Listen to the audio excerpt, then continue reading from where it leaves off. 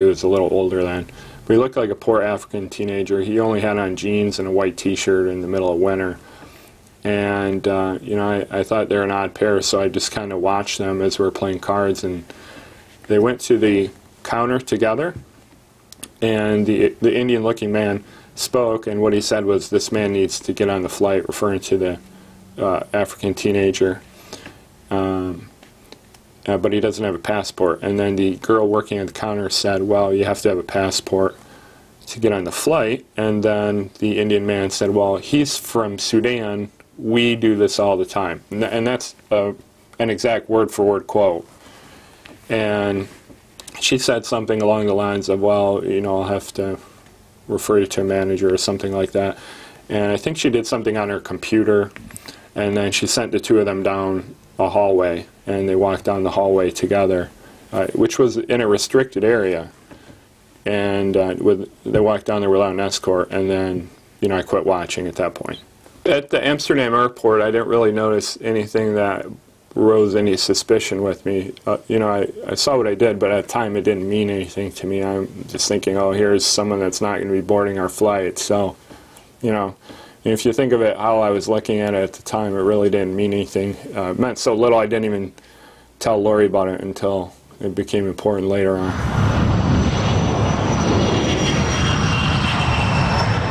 Coming in for a landing into Detroit, and the pilot came on the loudspeaker and said, you know, "Flight attendants, take your seats. We're going to be preparing for landing soon."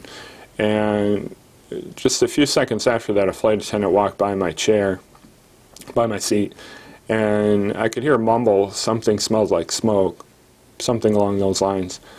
And I looked up. I had been looking at the monitor on the back of my seat to see, you know, to see our approach.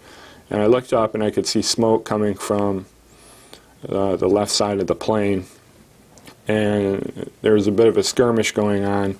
This was a plane that had two aisles, so this was occurring on the left side of the left aisle, and I was on the right aisle. So I ran up the right aisle to get a better look.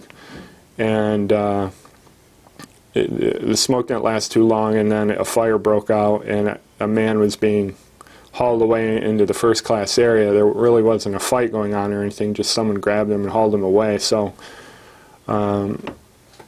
I didn't know at this point if it was a terrorist attack or what it was. I was more concerned about the fire that was spreading real fast. It spread to 2 seats and then the floor and then up the wall.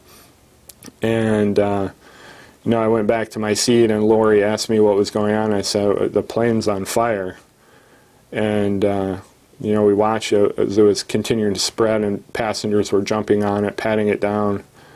And a flight attendant grabbed the fire extinguisher and ran over and put it out. You know, maybe the whole thing lasted a minute or two. It wasn't real long, but it was enough, you know, where we thought that was it, that our plane was going to go down in flames. The passenger aboard this plane arriving in Detroit was planning to blow up the aircraft, but the explosive device apparently failed.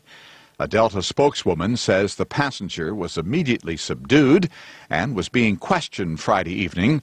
Authorities initially believed the passenger had set off firecrackers, causing some minor injuries.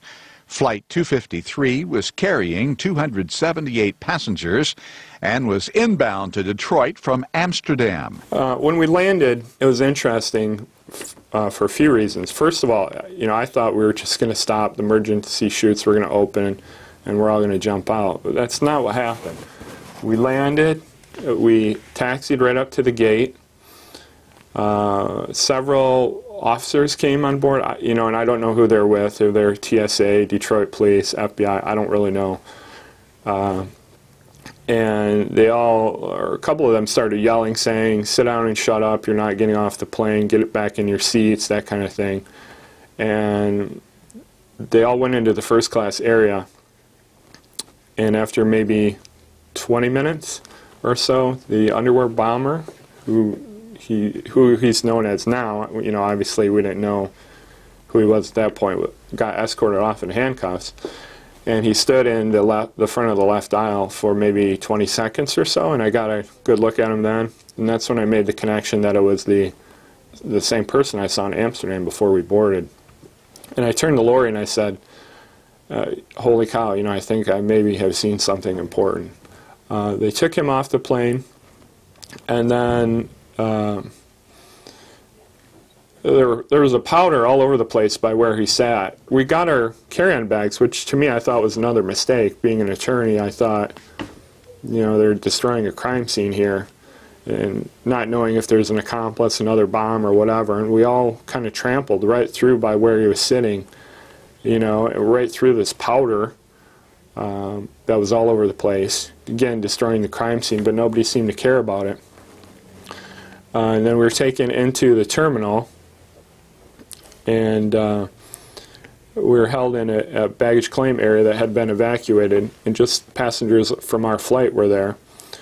And you know, we were told to stand along this wall. We couldn't make any calls. We couldn't eat anything, drink anything, text anyone, use the bathroom. We couldn't do anything. We weren't really given much information except we're told to stand here.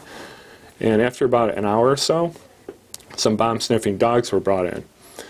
And one of the dogs caught on a smell of the bag of another Indian man who was standing maybe 20 feet away from me, you know, with the group of all his passengers. So I would say most of the passengers saw this happen, not just me. And the dog sat down, and one of the officers came over to the man and took him into a side room to be interviewed. And they were in there a long time, maybe an hour.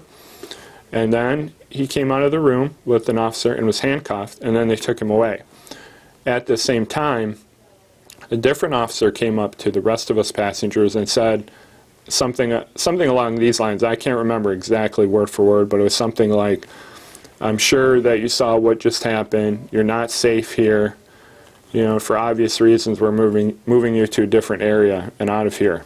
And then we were all escorted out of this baggage claim area and into this long hallway where we were at for a few more hours. During this time, again, we still weren't able to use the bathroom or make calls or eat or anything like that.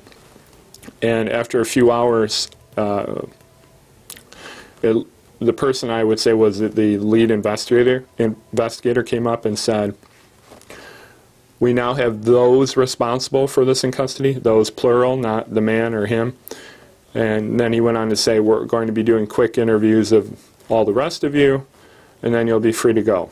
And then we're escorted back into the larger area, baggage claim area, where we initially were. And then we had to stand in line to do interviews before we could leave. And that's when I told the FBI what I had witnessed in Amsterdam for the first time.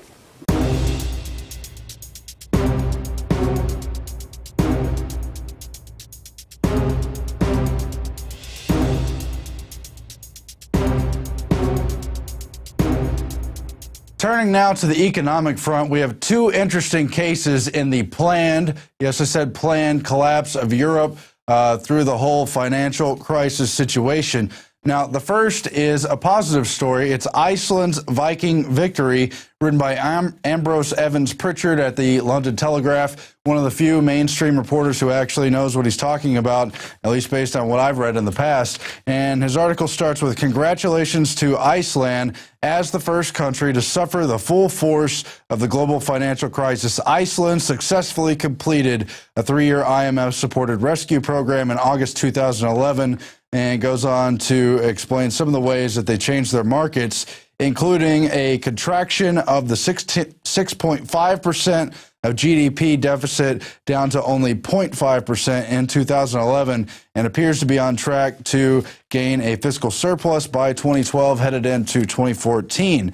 Also, he reports that the OECD's latest forecast said growth would be 2.4% this year, following 2.9% in 2011, already on the positive side. Meanwhile, unemployment is scheduled to fall from 7% to 6.1% this year and 5.3% in 2013. Now, this is important for all the reasons that he doesn't point out in the article, and that is that essentially Iceland said no to the phony, fraudulent debt put on by the big banks through the derivatives laid on them, and which they tried to sell to the public. And thankfully, that country was able to organize enough opposition and simply say no to that. They still had a lot of trouble with their economy, but they have already been able to come out of it, much as Argentina did when their economy crashed, if I understand the parallels. And so Pritchard Evans goes on to discuss how the strategy of devaluation behind capital controls has rescued the economy, how the country has held together its Nordic welfare system and preserved social cohesion, and is slowly prospering again, though private debt weighs heavily. Further, he states, nobody is forcing the elected government out of office or appointing technocrats as prime minister. Now, that is all important stuff because no system is going to be perfect, but they were able to avoid the worst just by saying no. We've had on the experts, we've had on people like Brigitte Jones-Dadier, the Iceland representative, on the show to discuss this stuff. And this isn't even so much about their welfare system or whether or not that is a good system. It's the fact that they didn't allow themselves to be the target of a planned, Bilderberg-oriented economic conspiracy, and to allow these austerity measures designed to cripple the country and bring it permanently under greater European control. And that is the major success of Iceland. I don't claim to have all the details. It's covered really well, actually, in that documentary Inside Job about the whole banking collapse, if you haven't seen that.